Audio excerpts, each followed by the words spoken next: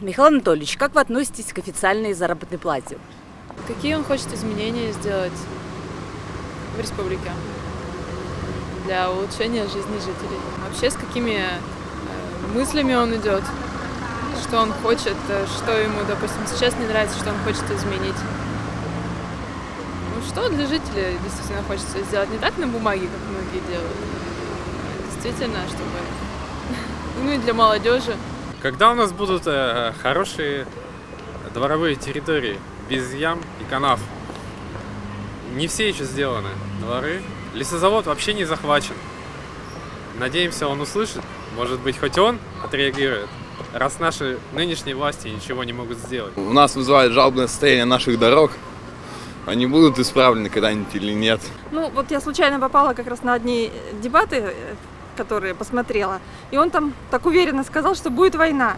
На чем основывается и зачем кликает беду? Когда у нас, ну я не говорю, что у нас рыночные отношения, конечно, но когда у нас реально цены будут в магазине, чтобы пенсионеры не догоняли свои пенсии под подъем цен в магазине. То есть не ходили и не считали вот так копейки одна к одной. Хватит или не хватит, чтобы было нормально, достойно. Российские дороги. Вечный извечный вопрос. Да, особенно на Удровском районе. Мы судоры сами, так что Дорог нет. там проблема это номер один. Когда наконец дороги будут в России?